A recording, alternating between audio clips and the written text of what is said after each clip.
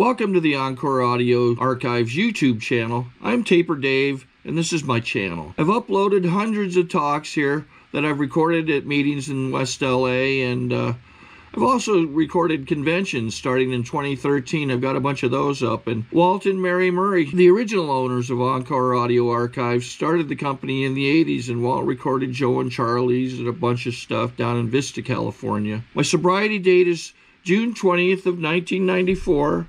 I hope you find something you like, so please like and subscribe to my channel and comment down below.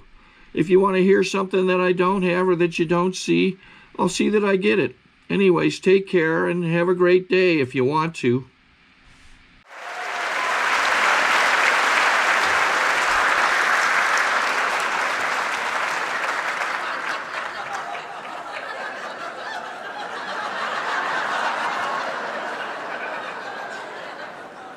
Obviously, you weren't here Thursday morning when I discussed my abandonment issues.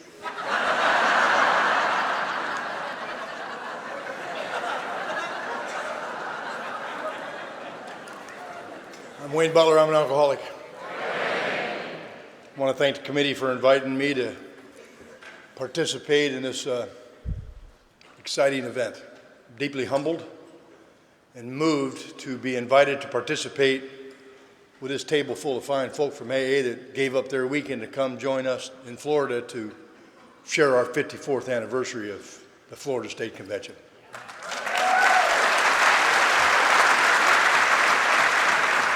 Before I get started full of myself, it's been a very, very enlightening weekend for me.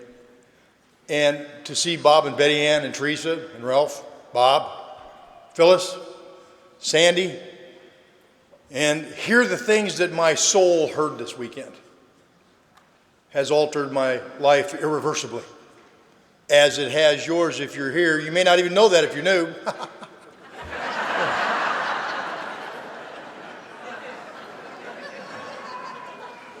Man, I'm about a half a bubble out of plum on a good day. You are one of the finest looking groups of disturbed people I've ever seen. And I've seen a lot of disturbed people in my day. I want to say that I've talked to a lot of alcoholics who have said, I found God. And I always ask them, what's that mean to them? And here's what I came to grips with after talking to so many that said, I found God. It's one word. And I believe it's predicated, AA is predicated on this one word. When I say to you, I found God, I found hope. Hope. And based on that, God is in the house tonight.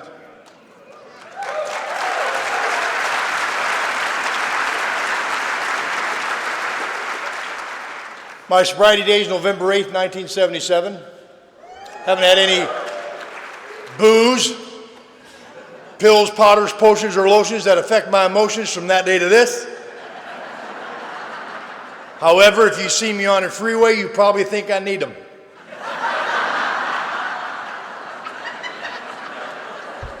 I'm not up here to pretend that I'm a well man. I'm not.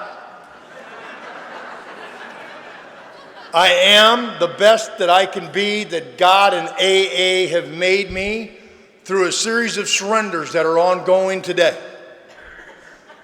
If you're judging me by what I was like last week, last month, last year, or 10 years ago, too bad. You got the wrong guy.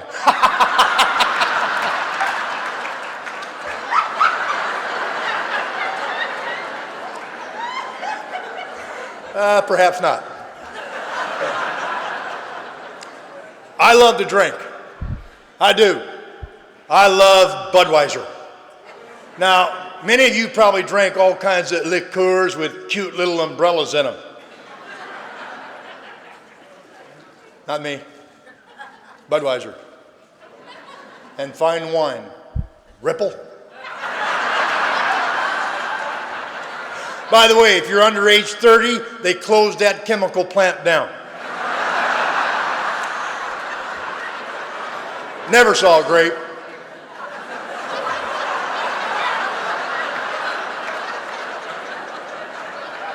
I also like Boone's Farm, Strawberry Hill. I'm going to tell you why. Woo!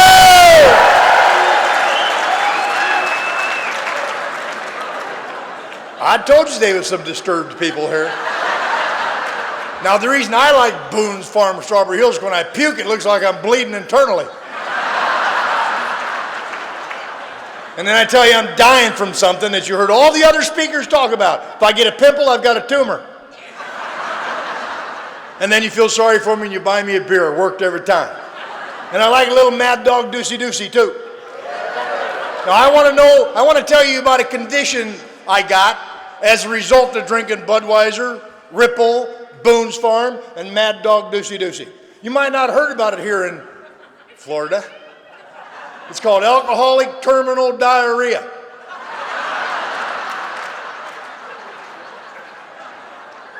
I swear before God, I had diarrhea for 6 years. No time off. If you've had alcoholic terminal diarrhea for 6 years, you better have good decision-making skills. And split-second timing.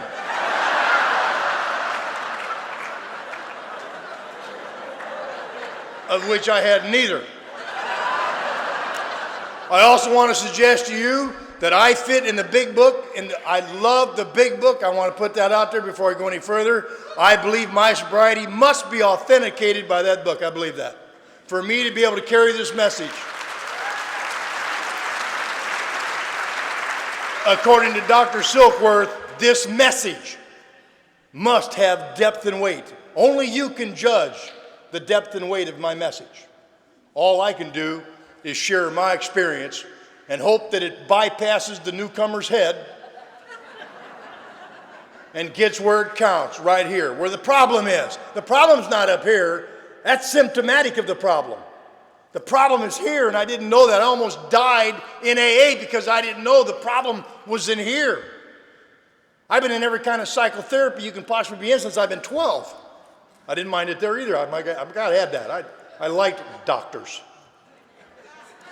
I never told them the truth.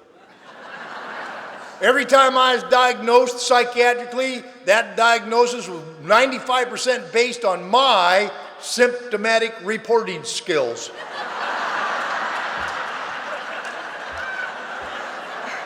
And it was always bad. I fit in the doctor's opinion in the category of those who suffer from grave emotional and mental disorders, about whom, forgot that. Oh, it got something to do with honesty. About whom a whole chapter could be written.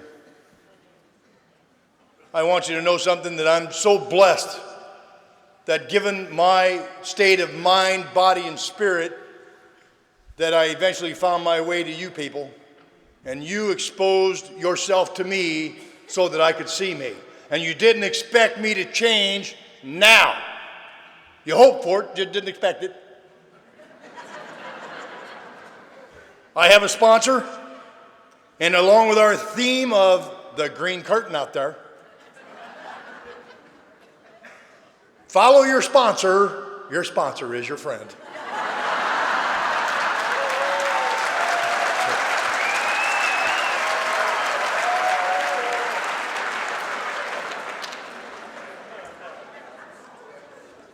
I've been psychiatrically institutionalized 17 times. I need to tell you that and get it out of the way.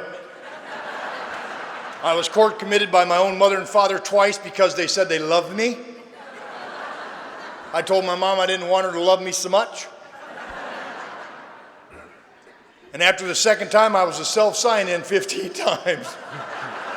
I'm going to tell you why in case you have a little slippy poop.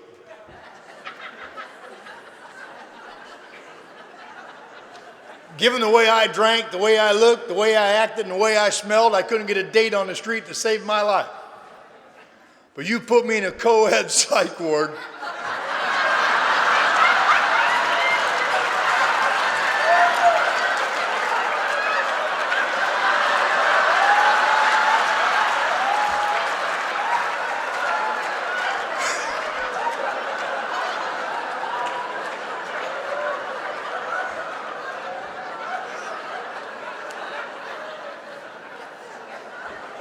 And I'm a pretty charming fella. And I'm pretty clever too. I make plans. Anybody else make plans? I make plans. So I'm eyeballing Psycho Sober Civil on the unit. And I'm feeling lonely and I'm wanting some action. But she won't listen to me. She won't get up with me. Where I'm in the psych ward, they bring the med cart right onto the floor. And you line up to get your meds. Well, I eyeballed Psycho Sober Civil and I saw she was about to take some Thorazine and I thought, here's my chance. I watched her take it. And then I timed it because I knew the time was near. I'm gonna bust a move, you know what I mean? And about the time I decided to bust my move, my Thorazine kicked in.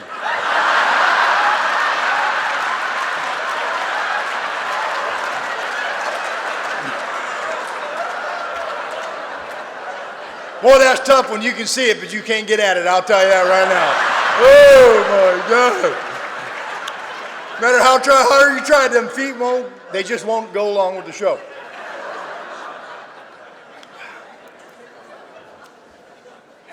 I come from an alcoholic home, and I'm going to stay in line with the rest of our message carriers because I agree with it that my family did not, could not, will never make me alcoholic. Now, they put a definite spin on my personalities. If you grew up in an alcoholic home like mine, you got problems. Mine started soon. In the book Alcoholics Anonymous, they say that some of us seem to have been born this way. And as I look back through my 4-step inventory process, I uncovered and discovered that I seem to have been born with an interesting predisposition that had no idea it was going to end up one day in alcoholism. The best way to put it is I was probably a potential candidate for Al-Anon. God bless you guys. You're glad I drank. I know you are. My father was a whiskey-drinking, barroom brawling truck driver who ran illegal cigarettes out of Chicago and whiskey.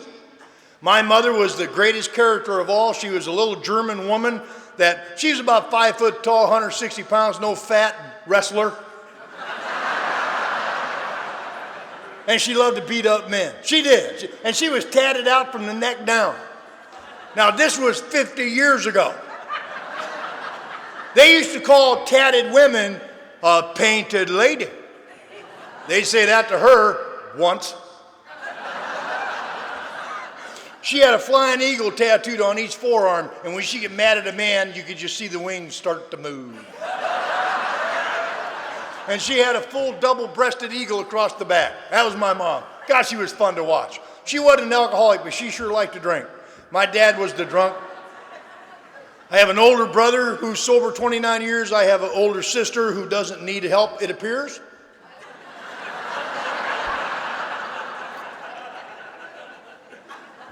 Not my hula hoop, folks. And then there was me. My mother died, God bless her soul, still believing I'm not an alcoholic. She really thought I was psychiatric. She really did. She says, I'm glad you're sober in that AA, but I know you're going to come apart any time. My brother calls me a smoking volcano. He says, you're puffing away. Well, you ain't exploded yet, but it's coming. There was something odd about me, and if you're an alcoholic of my type, then you probably are sitting in this room thinking there's something odd about you, even if you're in AA. Many of us sit in these rooms, such as myself, saying, what's wrong with me? Even after I've raised my hand and said I'm an alcoholic, I'm still saying, what's wrong with me? And I don't know what's wrong with me. I want to know what's wrong with me, but when I find out what I think is wrong with me, I find out that ain't it. And the little Pilly Willy they gave me didn't work. Just to give you a brief background, if you live in an alcoholic home, it may not make you alcoholic, but it will cause neuroses. What's that mean? Well, it means my head really has a Rubik's Cube on it. And it's like clicking, trying to find the color code to life. And it's like everything makes it click, click, click, click, clack! And my emotions are like a broken Maytag washing machine. There's no normal cycle. And I spent most of my life on agitate and spin.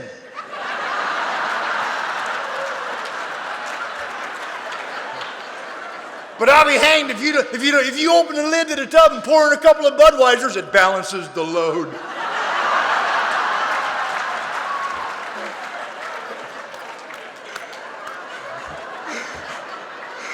Pepsi never did it. There's something odd about me, and I can't, it is inexplicable calamity when inside me I know something's wrong, but I can't put word to it. Nor do I want to put word to it because I'm enveloped in this veneer of fear. I'm enveloped in this entity that can't say what's wrong with me to another human being. They call it acting out.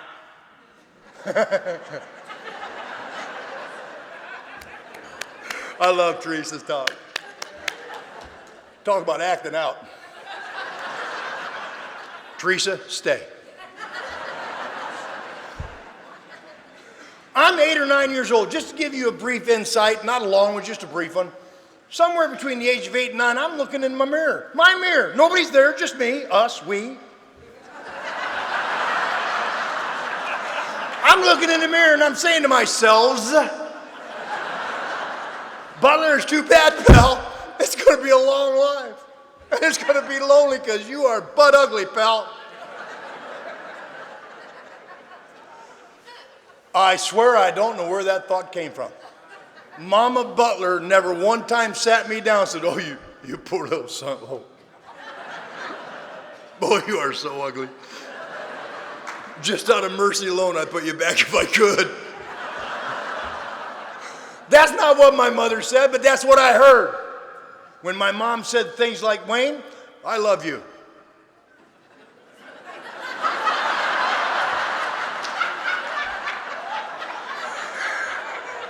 I see you got the same mirror.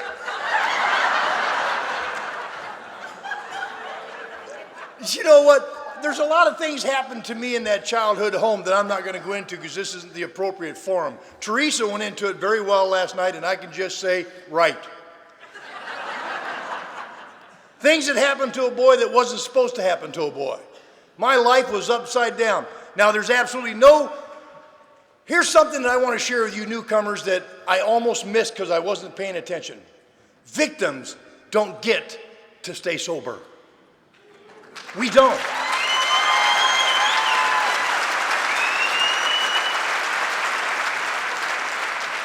And I want you to know I'm not disrespecting your experience. I am just suggesting to you that as long as I live in the past, I've got no today. And I sure don't have a tomorrow.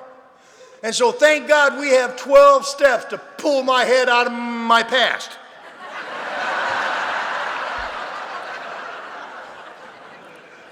I told my sponsor one time I'm bipolar. I did. He says, I know it.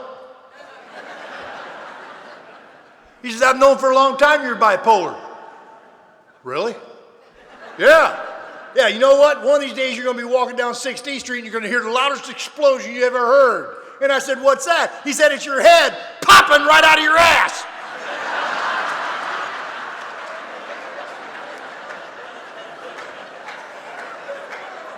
And you won't be bipolar no more.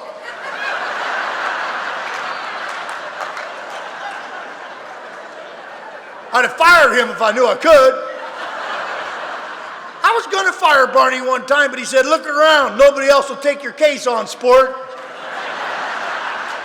He says, I'm it or it's Larry's Oasis for you.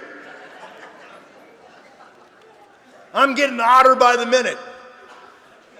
8th grade, they don't know what to do with me. I'm acting out. They call it acting out. I'm acting out all over the place. They send me to see what's now known as school psychologist.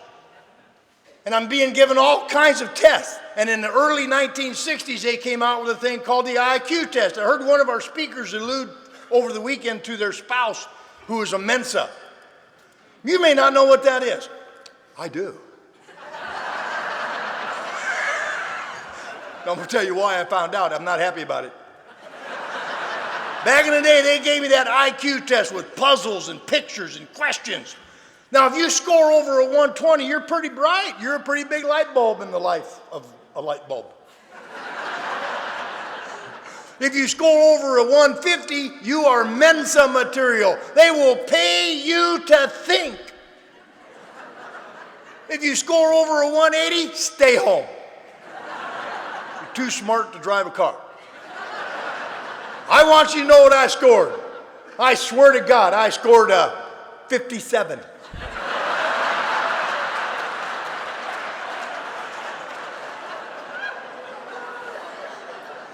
I didn't cheat.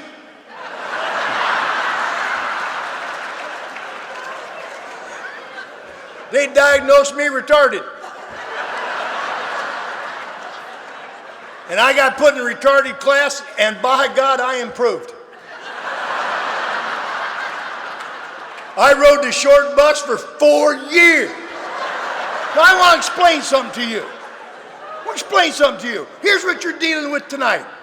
We had Bob, successful contractor, yes? Ralph, educated beyond his means.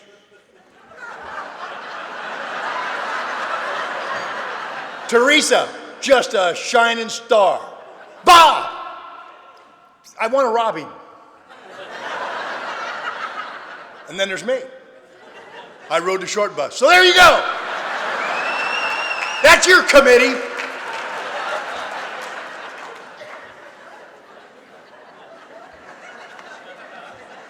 I'm going to say here a couple of things that took me by surprise. I'm not playing the victim card. I'm just reporting my experience. But when you're in the special class, by the way, if you have a child who suffers organicity, I mean no disrespect. I'm just telling my experience, I promise. I got put in that class, and the bullies came. The bullies are here. I spotted you already. Bullies are a dime a dozen. And when you're in the retarded class, you're going to meet them all. And we had a kid assigned to each one of us. There was 11 of us in that class. Each one of us had someone from school, brown nosers, wanting extra credit. Like the sponsee that gets their sponsor coffee.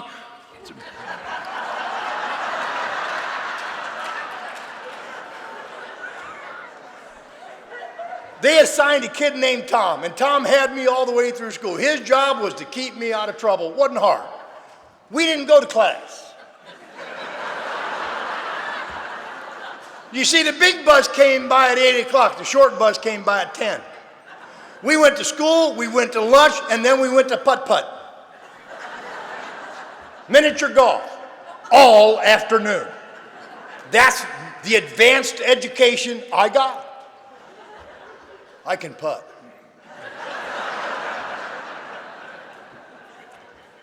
Some bullies got a hold of 3 of us kids in that special class on a Friday night. They locked each one of us in a hall locker on Friday night, and they did not find us till Monday. Those other 2 kids who suffered organicity came out the way they went in. I came out just a bit different. I had to come to you to find out I was harboring a resentment.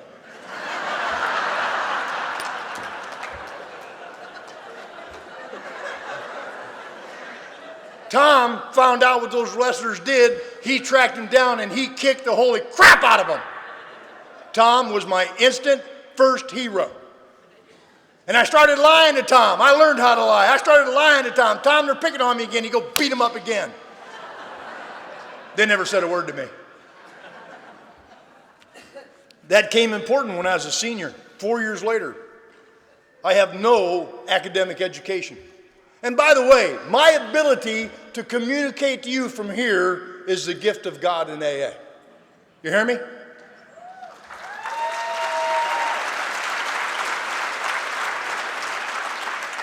When I was a senior, because by the way, they don't give you tests, they pass you.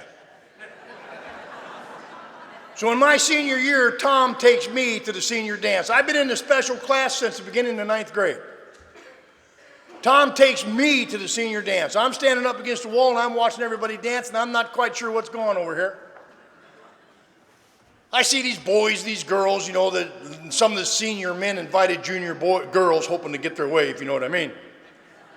I'm standing against the wall. Now my dad drank whiskey. My mom drank tequila. Didn't know from nothing about beer.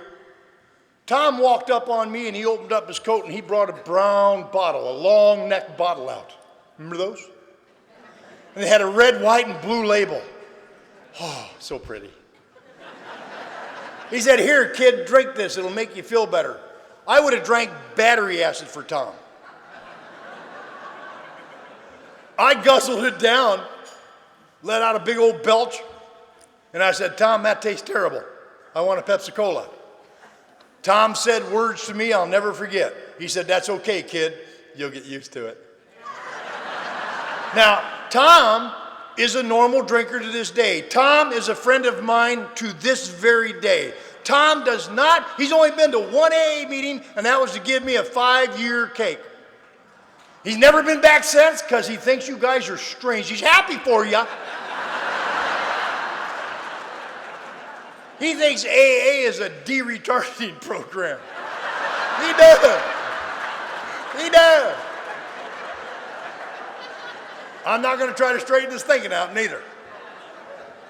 Tom, here's what Tom meant when he said I'd get used to it. You see, Tom got drunk the first time when he was little, got a little bit disorientated, thought he was in the bathroom, he was in his bedroom, peed in his dresser, and almost went crazy trying to flush it.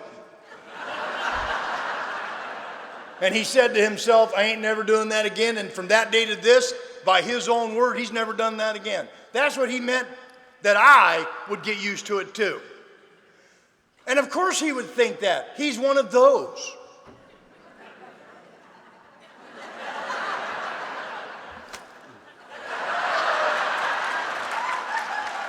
You know, them social drinkers?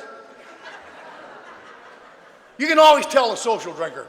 They say stupid things after a half a drink. Half a drink. My sister. Let me take you on a drinking spree with my sister. She orders a slow gin and orange. That has ice in it, by the way. An hour later, it's still there. But the ice has melted and risen above the liquor. And now it's drowning the booze, which in my opinion is alcohol abuse.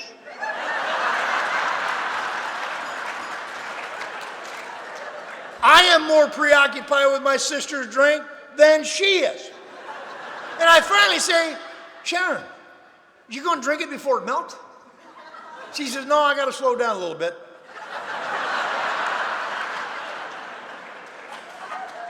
I'm starting to feel it. You've all heard that, I know you have, just not in the mirror. I have never in my drinking career said I better slow down. Not even driving a car drunk. I'm starting to feel it. Somewhere between 4 and 5 Budweisers, I got so good looking I couldn't stand it. I did. My IQ jumped up to about 320. Had me a plan. How many of you have got a treatment plan of your own? I know there's a group of girls over here that are brand new, and there's a couple of guys over here brand new. We know you have a plan. Scott R. used to say it a whole lot better than I will, but all I can do is tell you what my plan was.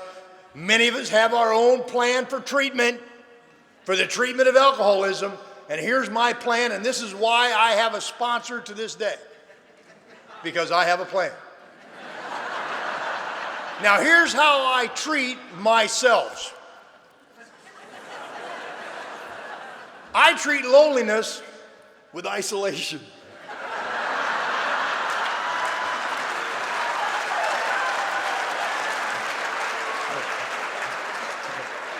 When I'm lonely, I go off into my own room and think about it.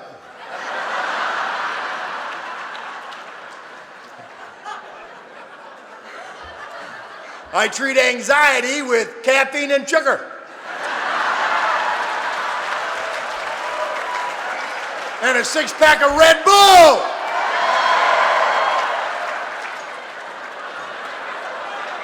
If I had any teeth, I'd grind them.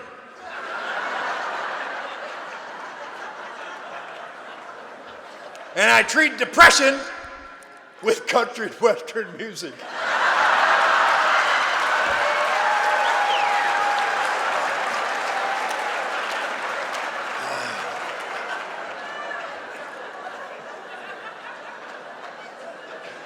So I had a plan.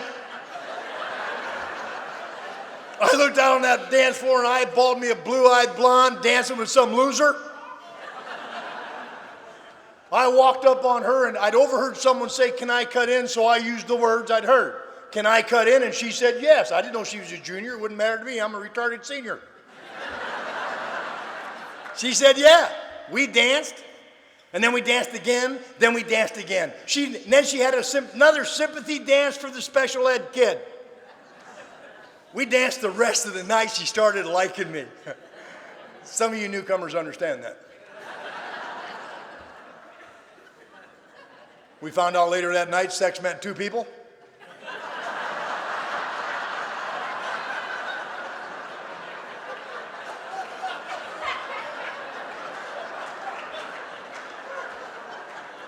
I didn't know that. Listen, in the special class, sex ed wasn't a topic. They didn't want us having any clue about the potential of reproducing. And I'll have you know the very first woman I was with is responsible for ruining my sex life.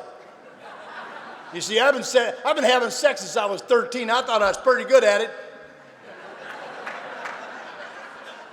She complicated the entire procedure.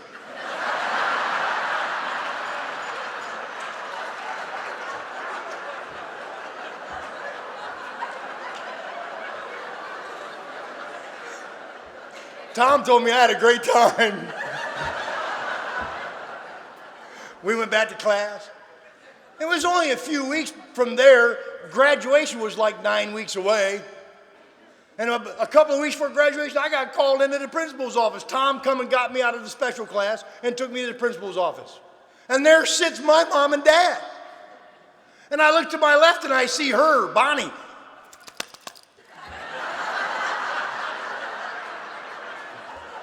Euphoric recall is something, isn't it? And then I saw her parents and I thought, well, I wonder what's going on in here. I walk in and her dad flies out of his chair. "Do you have sex with my daughter?" And I'm not lying to him. I said, "Yep."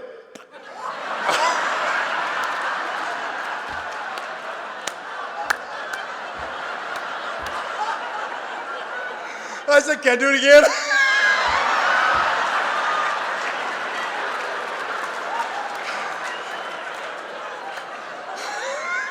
He lost his flipping mind. He's screaming at me, "I'm going to do life in prison." What do I know? I'm in a retarded class. He's screaming, "You're going to go to prison for the rest of your life if I have anything to do with this." See, in the state of Illinois, if a boy 14 or older has sex with a girl 17 or younger, whether she wants to or not, it's statutory rape. And they clarified that to me. Her dad says, "You're going to go to prison for 20 years. I looked at him and I said, "Even if you're retarded?"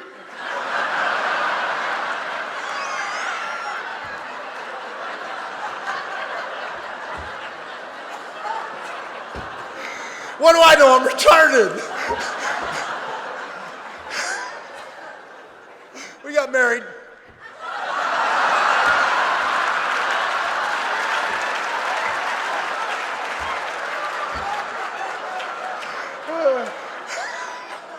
They didn't think it was funny.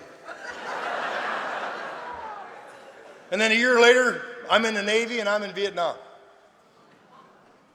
By the way, they didn't give you an IQ test back in 1968. If you raise your hand and say, "I will," you're gone. And I'm not going to go into that because this is not about that. Being in Vietnam did not make me an alcoholic. It put a definite spin on what personalities were left untouched.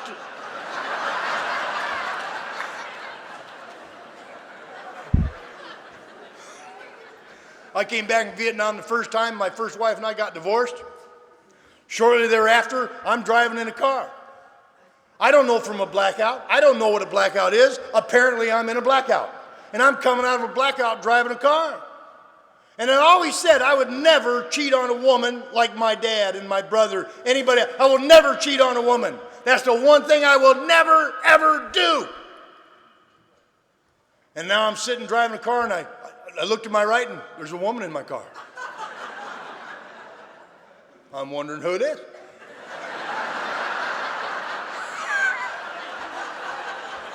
Have you ever been afraid to look over there?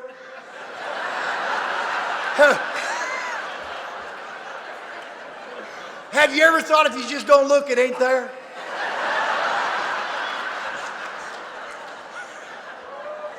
So I'm trying to get a glimpse of who this person is without being obvious. And then I notice she's wearing a flipping wedding ring, and I've done it now. I am with a married woman. And then I heard her say to me, "What's the matter, honey?" I may be retarded, but I know a term of endearment when I hear it. I said, "Honey," this is a bad thing to say on your honeymoon.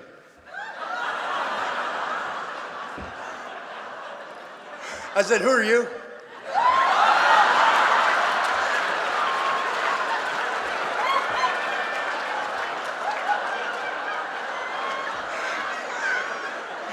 I'm glad you guys think it's funny.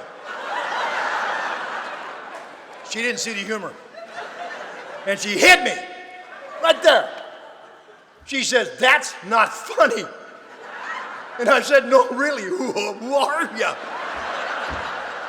And she starts crying. "Okay, who are you?" She said, "We just went to Palmyra, Missouri and got married." I said, "There you go." So we figured it was God's will. So we stayed married for just one day at a time for 12 years. We're sober. We're in AA 5 years. I just got to tell you this before I go any further. I don't mean no disrespect. It's just what it is. I'm sober 5 years, and we're just doing the dance of love in AA, right? And one night I come home from an AA dance that she decided not to go to, and I caught her in bed with my sponsee. Yeah. My sponsor says he wanted what you had.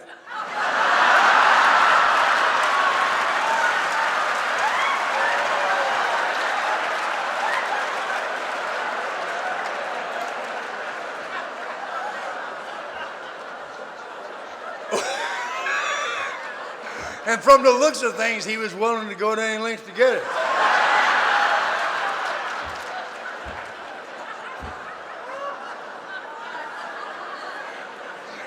We got divorced 27 years ago. I miss my sponsee.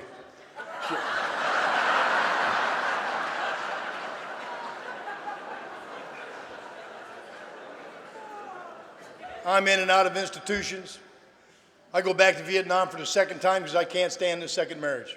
I mean, I volunteered to go back to Vietnam, and I got to tell you something, ladies and gentlemen. I was hoping that I'd get whacked. I was. I don't have the courage to kill myself, but I'm figuring I can get somebody to do it for me, and just my luck, couldn't get it done.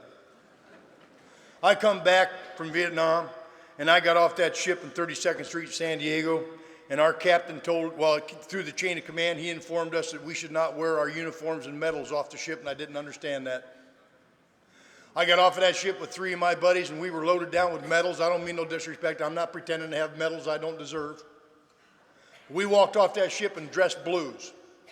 We got over to the 32nd Street underpass, and we were pelted with urine bags. We were pelted with paintballs, not the gun type, but I developed another resentment. I quit that day. The shock to my system was so great, I said, "Screw this." And we all went in town, and I got Budweiser, they got what they got, and we turned angry. I'm not blaming, I'm reporting. You hear the difference? I want you to know, if you're new, I have no threads of resentment towards that at all today, because of the grace of God, AA, and the 12 steps. But that made a turning point. It didn't cause me to need a drink. It just fueled the fire that was already burning inside me that I didn't know about until I found you people and got a book called Alcoholics Anonymous. It took the combination of you people and the book. I don't know if the book alone would have done it for me. That's not my experience. But it was the people in the book. And I want to tell you about that. I came back and I couldn't live with my second wife. I'd done some things I couldn't live with. I was so afraid I'd hurt my little girls. I moved out and I ended up on the street. I remember I went into Larry's Oasis and started drinking at Larry's Oasis. My weight was down to 146. I want you to know something. That's my psych report. My weight, 146. I'm 6'3.5". I'll tell you what, I weigh 245 pounds right this minute, and I'm really happy about that. But I want to describe a moment of pitiful and incomprehensible demoralization. I'm sleeping in a dumpster behind Larry's Oasis. It's a BFI.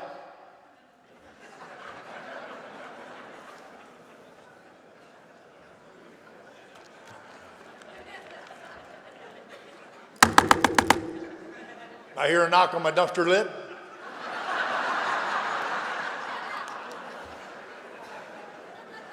I was home.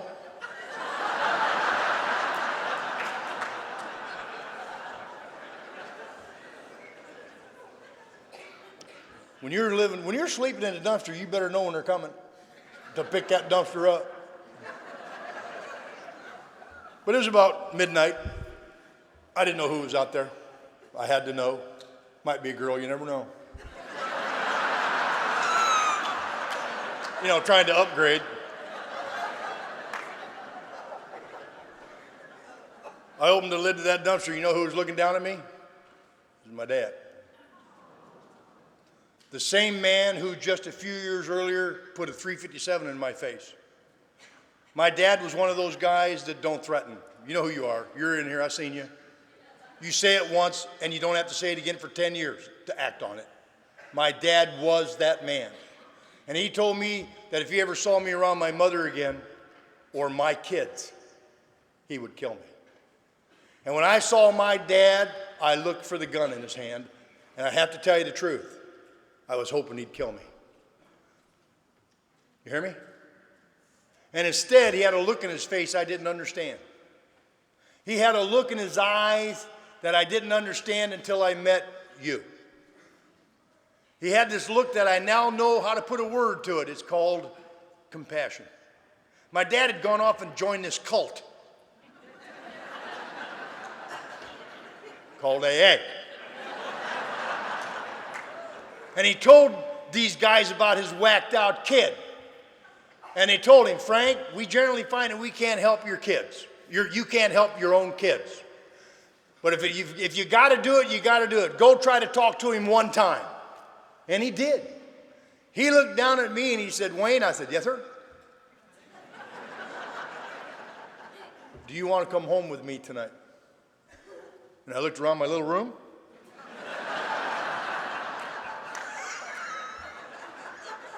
And I didn't miss a beat. I said, no thanks, Dad, I'm doing fine.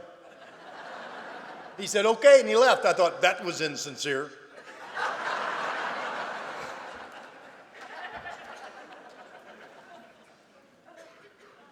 He left.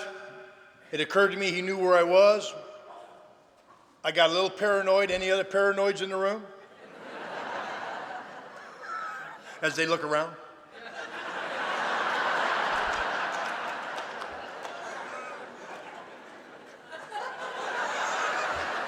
Let me tell you about alcoholic paranoia. Look, there's drug-induced paranoia, where you're at the curtain looking for them. They're out there. That's drug-induced paranoia. Here's alcoholic paranoia. It's when I'm driving my car and I think the car in front of me is following me.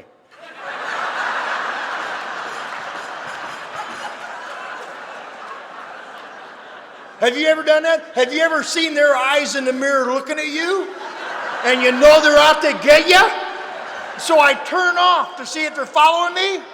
Now I don't know where they went, so I go look for them.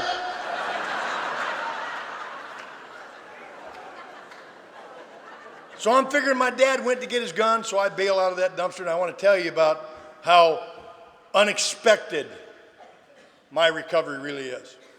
Because you see, I've been diagnosed psychiatrically so many times that I have no clue what's wrong with me. I just like to drink.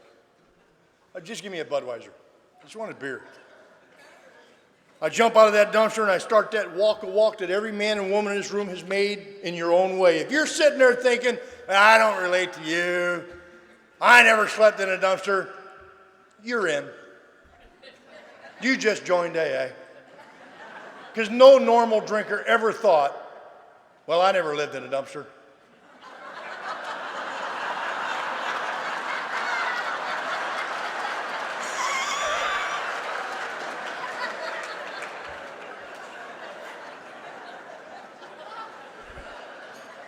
Maybe your bottom started from the front seat of that Cadillac you parked on your front porch. Or that closet you came to in. Or that basement floor you were stuck to. It's all relative. It's all about location. Location. I went on that walk, and I went past this restaurant called Harvey's Restaurant in Moline, Illinois, at the foot of 34th Street and 4th Avenue. I went walking by there. It was now about 2 or 2:30 in the morning. I came up on this all-night mom-and-pop coffee shop. Remember those? Some of you old-timers, remember those truck driver coffee stops where you go in and the seat is like a bar seat and it's wobbly? And remember those? Weren't they great? If you're drunk, it's great. They don't know for sure. And I walked by this restaurant and I looked inside and I saw this little 800-year-old woman slowly wiping down the coffee bar. I sized her up and immediately knew I could work her for something to eat. I just knew I could. I'm a worker among workers. I put on my best pathetic look as though I needed it. I go stumbling in the front door of that restaurant. She sees me and she makes a beeline for me. She's got a glass of water in her hand, sets it down in front of me. She says, "What can I do for you, sweetie?" I'm trying to work her. It isn't going so well. And I went into action. I told her about the alcoholic home I lived in. I told her about the violence. I told her about the physical conduct that I didn't understand. I told her about being tied up in the basement as a babysitter. I told her about things I'm not going to talk about from this podium tonight. And then I told her about the retarded class. I told her about the constant humiliations from the bullies in school. I mean, I got tears rolling down her eyes. I told her about Vietnam and the terrible things I saw and did there. Tears were rolling down her eyes. And then I thought I better cry to her. It won't look real. And I moved in for the burger. Ladies and gentlemen, I want you to know I found out later why she was really crying. My story didn't move her at all. She'd been used to it. She'd heard it 1,000 times.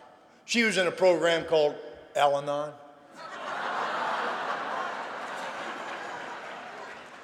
Why don't you Al-Anons raise your hand? I just want to see where you are.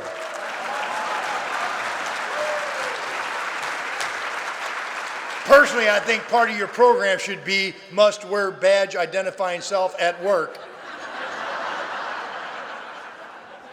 And I'm going to tell you why she was so happy I was there. You see, her husband, Harvey, was having a hard time staying sober.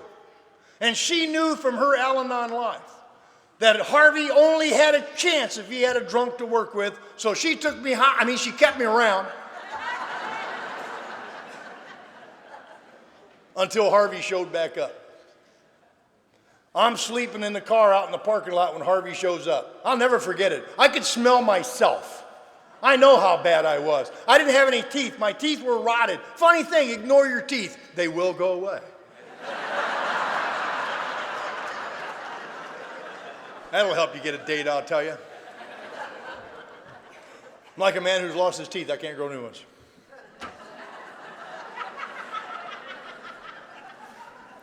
Now, Harvey. I want to tell you about Harvey. Harvey comes up on me. He made me feel good. He's so ugly. I mean, I looked at him and I thought, oh my God, what happened to you? Now, only an alcoholic in his cups could judge a businessman. He's got this nose straight with 2 golf balls on both sides. Remember, you ever seen that? It usually happens in the Midwest with winter.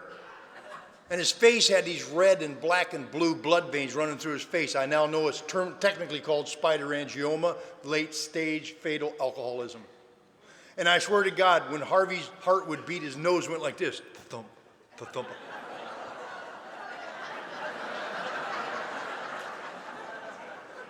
He shakes my hand, he puts something in it. It's a round brass coin that I knew wasn't worth a plug nickel.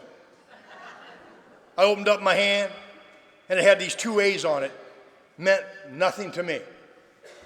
Flipped it over, because he said, turn it over.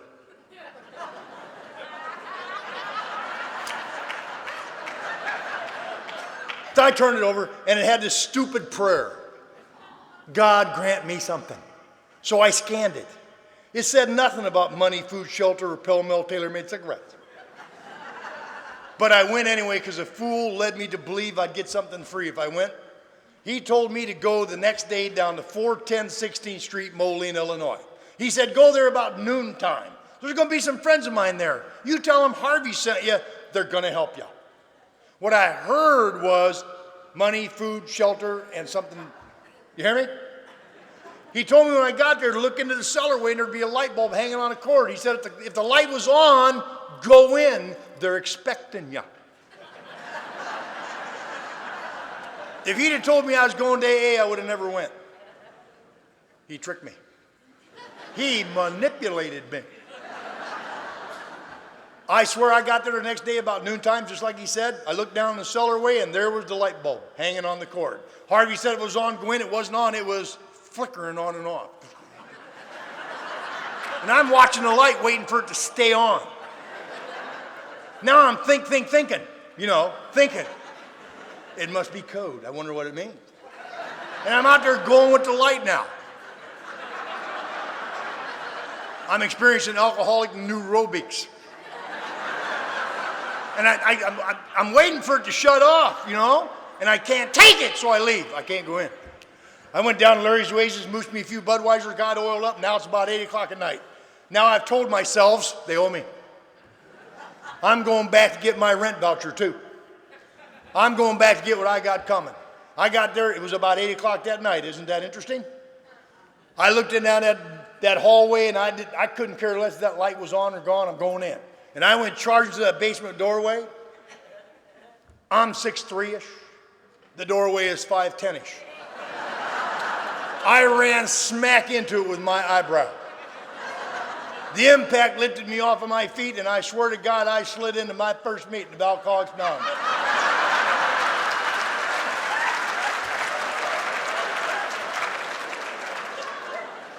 About 6 feet inside the doors, this round table with 6 or 7 old fools, must have been talking about death and dying. I slid right between two of them. And this old crusty, ugly buzzer got up out of his chair, and here's precisely what he did.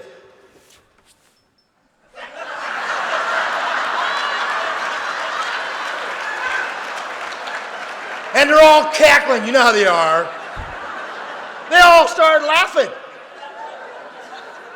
And this guy growls at me, and he goes just like this. Slide right in here, you big dummy. We got a wrench to fit every nut that comes in the door. And by the looks of you, it's going to have to be an adjustable wrench. And then he says to me, my name's Barney. I didn't ask. My name's Barney. And then he said, I'm an alcoholic. And I said, well, hell, I'm schizoid. Who cares? You'll never get me to say that word, anything but alcoholic. I'm manic depressive. I got a personality disorder, they say. I have a character disorder, borderline personality. I was kind of proud of that. But alcoholic, not a chance. I just drink beer. He says, my name's Barney. I'm an alcoholic. And then he says, and I'm going to be your sponsor. I've been in AA less than 30 seconds.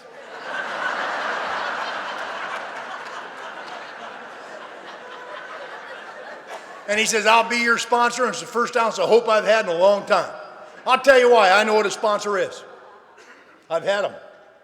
A sponsor is a guy who pays your league fees for bowling. A sponsor is who pays for your uniform and your league fees for Tavern League softball.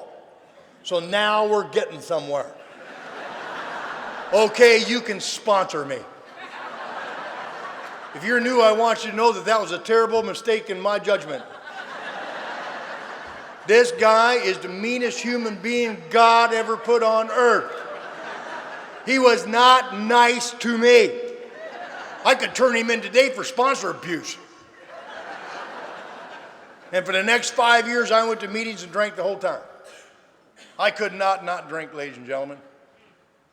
If you're here and you've never drank since your first meeting, good for you. I used to think that made you a better AA than me. I used to think that meant you were more sincere than me. What that really means is your miracle happened before mine, that's all. I could not or would not see the AA way of life. And I continued to drink and I went to meetings. I swept the floor, I mopped the floor. They let me pass the seventh tradition once.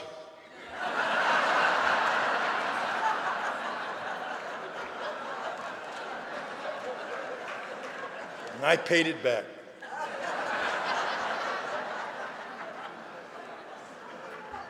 You know, for 5 years I did that dance to death. And I want to tell you about why I believe in sponsorship. One of the reasons I love AA so much. I'm 4.5 years drinking, going to meetings. And I walk into a meeting late, of course.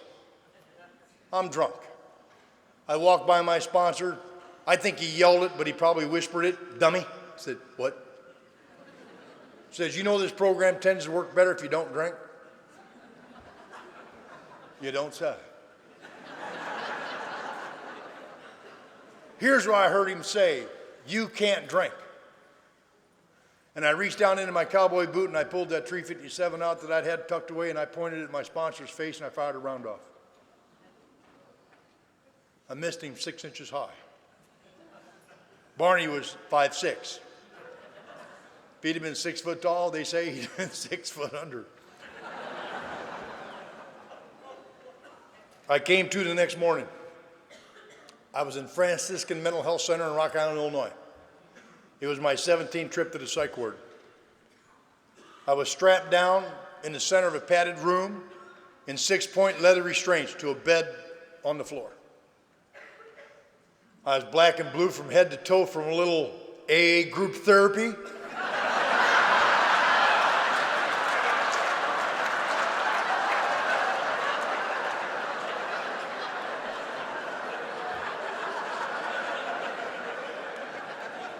Apparently, I picked the wrong guy to shoot at. I mean, I had broken ribs. I was tore up from the floor up. Nobody cared. I had a visitor that morning. You know who it was? Yep, Barney. He was like a maggot after a bad piece of meat.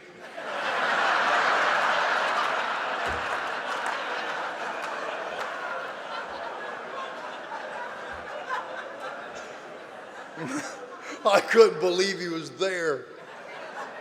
They let him into my room. He's walking around. Now I'm naked. You know, they took away, the state had given me false teeth. They took them away. They was afraid I'd bite through the straps. Or choke, I suppose. Barney's walking around my bed and he's looking down at me. He's going like this. That's how they are. Mocking you all the time. And then he says, dummy. I said, yes, sir. He says, there's something wrong with you. Finally. He says, I don't even know if you're alcoholic. You might just be nuts. And I'm laying there thinking, don't talk to me like that. I know where you live and they got to let me out of here someday. And it's like he had ESPN. He says, you know what, dummy? They're talking about keeping you and studying you a while.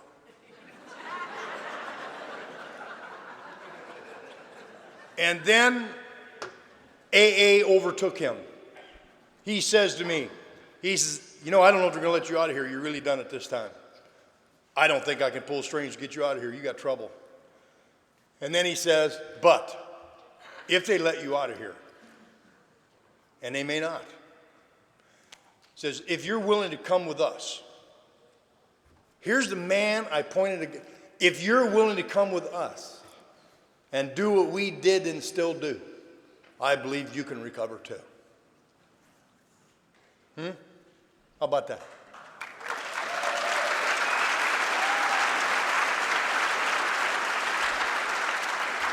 However, he did tell me later he was glad they kept me for a while. And then he went to Board of Psychiatry because Barney did volunteer AA service at that psychiatric hospital every Tuesday and Friday showing movies about AA. And they released me to him. And I want to tell you about, well, I hope you've heard AA through this. Isn't this, this is a living, walking 12-step call that took place the AA way. There's no way to predict how any of us are going to get here. I got released to Barney's care, which frightened me. On November 7th, on November 7th, Barney says to me, can you go tonight without a drink, meet me tomorrow, and help me set up for the noon meeting? I lost my mind. I said, Barney, you know I can't go the rest of my life without a drink. He goes like this. Let's try it again. Do you think you can go just tonight? Now I know he's mocking me again. Without a drink. And I screamed at him. I said, look, you old fool, there's no way I can go the rest of my life without a drink.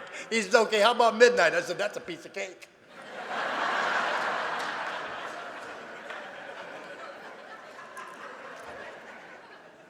Sorry to interrupt your viewing. Taper Dave here. Just wanted to take a second to ask you to like and subscribe to my channel. Let me know if you like what you're listening. I've got some very good talks here, and this one's a great one. Just curious, do you think this is better than Zoom? Tell me what you think.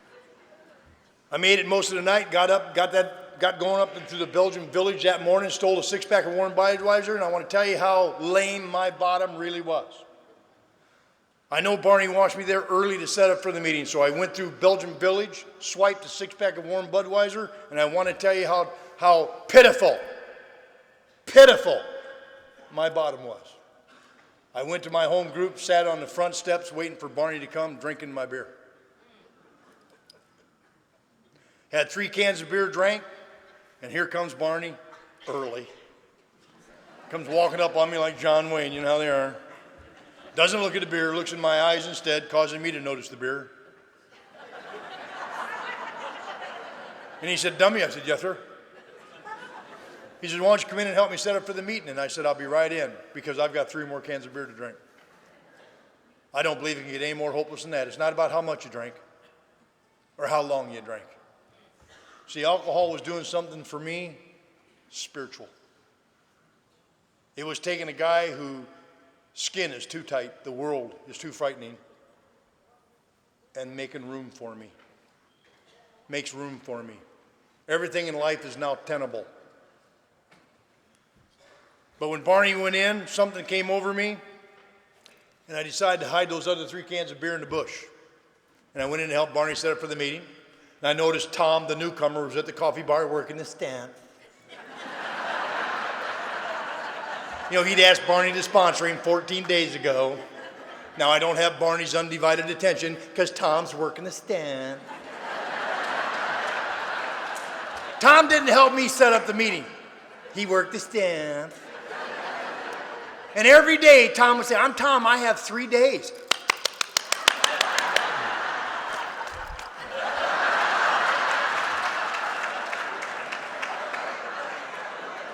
Barney told me to pray for him, so I did.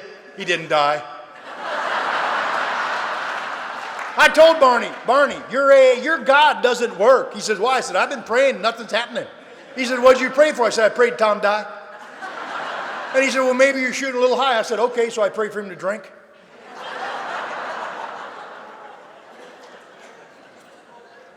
I'm sitting there in my loser chair, and Tom's over there at the coffee bar working the stand. Barney's over there helping Tom work the stands. And all of a sudden, the door to the front of the group flies open, and this guy flies in the front door. We figured his wife did a drive-by. I mean, he lands flat on his face and bounces off the floor, and I saw him. And then I noticed Barney notice him. And my first thought was, oh no, if he gets to him, it's 2 against 1. I leapt out of my chair and went up to this guy, and I wasn't drunk. I'd only had 3 beers. I'm having a lucid interval. I literally picked him up off the ground. We'll call him Jim, that's his name. And he's wobbling, and I don't know what to say to him now. So I just said what Barney said to me 5 years ago by the word. I said, hi, my name's Wayne B. I'm an alcoholic. I ain't said that for 5 years. I had no intention of ever saying anything. I know you join. Get commitment. And I thought, well, I've done it now, and I'm going to be your sponsor.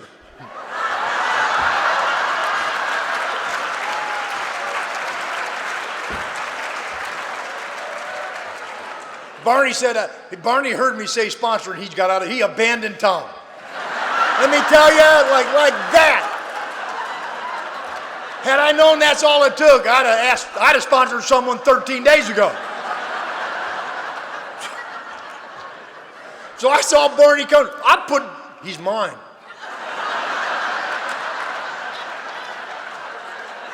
I pulled Jimmy behind me.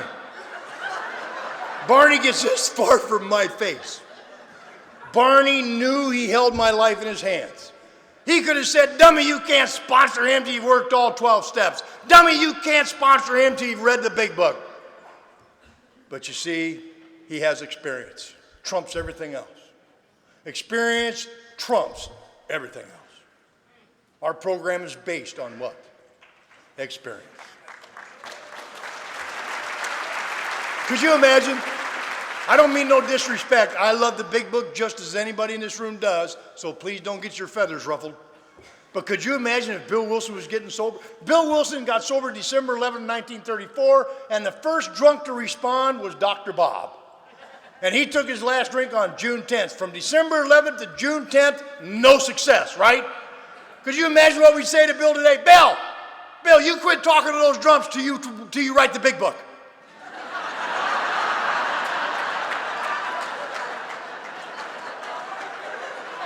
Bill, you quit talking to those drunks till you write the steps and work them.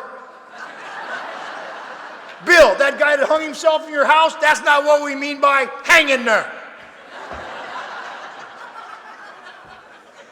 You know what Barney said to me? He whispered in my ear, dummy. I thought, don't talk to me like that in front of my sponsor. I'll lose power.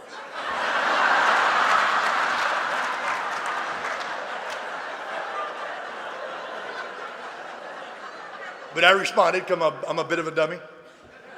I said, what? He says, do you mind if I co-sponsor him? I thought, no, you can't. He's mine. I didn't have a co-sponsor. You've had me for 5 years. It's my turn, by God.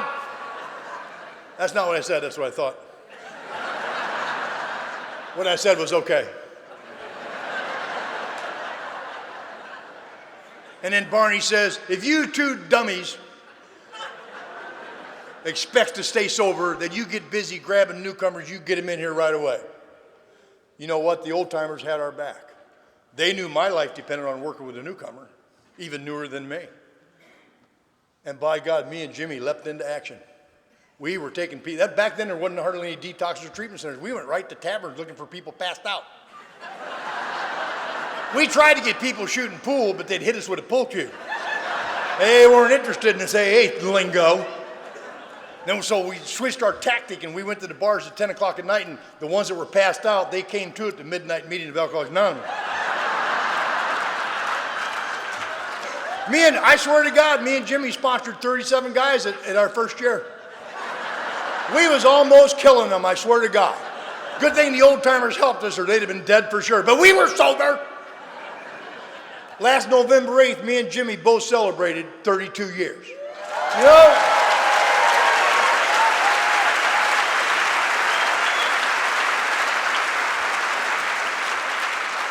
And I want to tell you, I know exactly where I fell in love with AA. And I want to tell you where. It was here, in a place just like this. Boy, if you're new and you're in your first convention, please don't judge AA according to my presentation.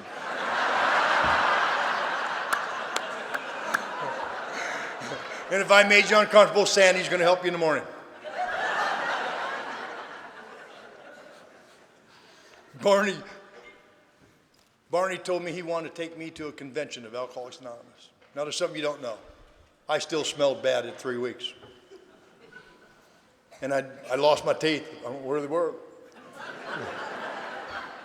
I still weighed 146 pounds. I was not a vision for you.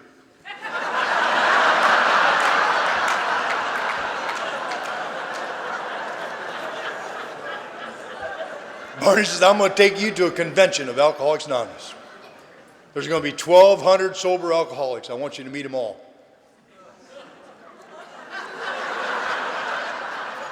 And then he says, I'm going to buy you a new set of clothes. Now we're getting somewhere. So he took me to his favorite department store, the Salvation Army. He says, if that bothers you, just tell him we went to Salvadori's. So this is November 1977. I want you to know something. Disco is out at Studio 54. They donated it to the Salvation Army worldwide. He took me suit shopping at the They had rows and rows and rows of lime green double knit polyester leisure suits.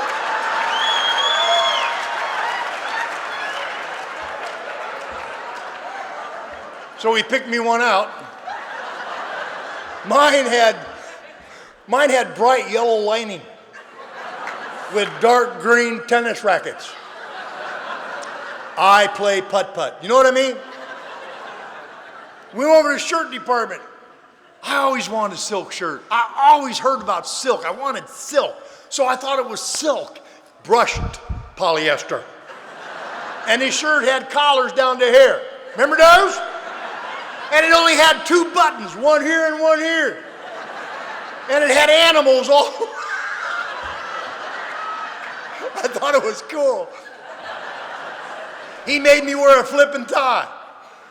And then he took me over to the shoe department where the only 13.5-inch gunboats they had in supply were a pair of black and brown box-toe Oxford platform disco shoes.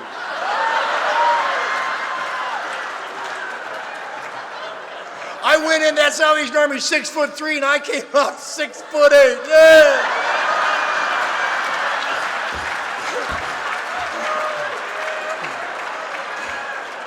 He took me to the front door of that convention, stood me there, and made me a greeter.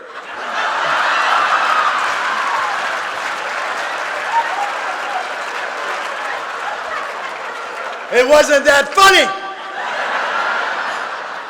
Now I want to tell you about the 6 members of AA who gave up their weekend to come carry the message to a knucklehead like me. A guy by the name of Chuck C. And he had his wife Elsa with him. A guy by the name of Norm Alpy. A lady named Dottie Shore. Tom Brady from Charlotte, North Carolina. And a guy by the name of Johnny H. and a guy by the name of Clancy I. And they thought it was funny too. See, Johnny had heard the story about me trying to shoot Barney, so when he got up on me, he put me up against a wall. He's patting me down. I said, what are you looking for? He says, probably not what you're thinking. Laughing. Clancy come walking by me. You know, he was out of character. He really tried to be nice. He waited till he talked.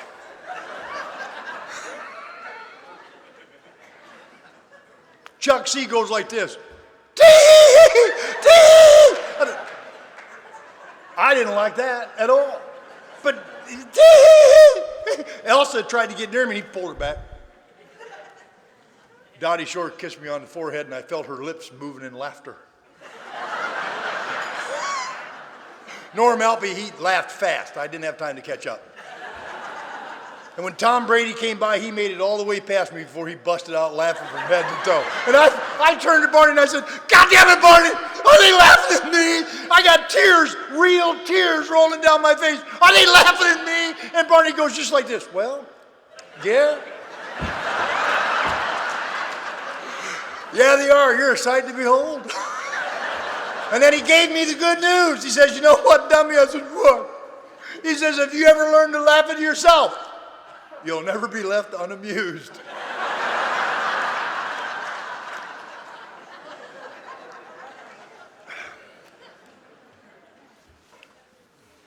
Clancy and Johnny got me. I identified. Chuck gave me the one thing that AA is predicated on: hope. Hope never has to run out. That's why you heard all the speakers before me talk about working with others. Because I rebirth my own hope in the eyes of a newcomer. Do you hear me? And my life has not been easy by my own doing. I no longer blame anybody for any handicap in my life. I take responsibility for my actions and my failures to take needed action. Every speaker this weekend has told you how human they really are. Yes, we are. I'm not even a speaker. There's a speaker hanging right there on a post. I don't. That's a speaker! Don't do that to us. Please, don't do that. I'll speak for myself. Don't do that to me. I'm not a speaker. I'm not special. I'm a man who knows what I owe. And I owe AA and God everything.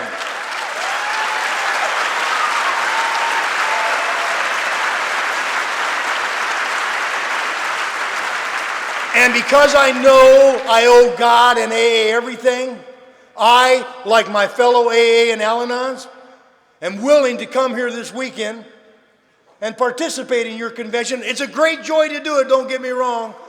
But we don't get paid for this. This is for fun and for free, and we do it because AA did something for me. It gave me the gift of sobriety. And without that, I got nothing. Thank you.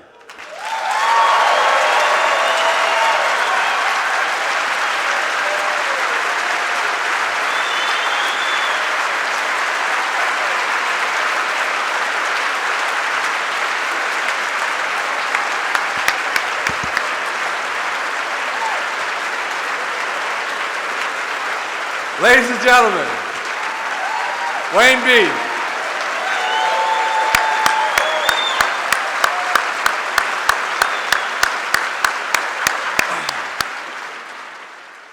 I think we got a great talk going on here. Thanks for watching the channel. Taper Dave here. Just curious, do you think this is better than Zoom? Okay, this is how I prepare my drone for launching. I like to do it inside the cab of my truck so I'm not standing outside in the weather. To install the joysticks for control, up and down, right and left, powered on. I have an Android phone that I use to connect it to the drone with. And it's actually controlled through the iPhone, through an app. Oops, wrong way. It's actually controlled through the iPhone, or through this Android phone, through the app. It's actually controlled through the Android phone, through an app, and you connect it through this short connection right here.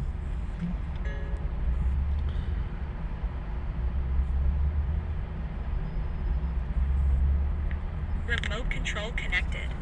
Remote control's connected. So I pull out the drone. I have to extend the legs. Long legs extended first, then the short legs. Remove the gimbal protector. Set that aside, then power it on one short burst, then one long burst. I lay it down. So I have to go to calibrate. So the drone's not connected yet. It shows you here as this drone gets disconnected, even though the remote's powered on. So the drone has to establish it's connected. So I go into the app to calibration mode. First I'll calibrate the remote controller. Start calibration. Out, in, out, in, up, down, and then this little wheel is to control the gimbal. So it's calibrated. Go to gimbal calibration, start calibration, and then it calibrates the gimbal. I don't know if that shows up. The gimbal's moving all over the place. Changes, you can see it on the video. And I'm calibrated to take off. It's acquired 7 satellites at the moment. There are 26 satellites up in the sky, which it has to acquire before you can take off. So it's connected. It's got enough satellites. This is white.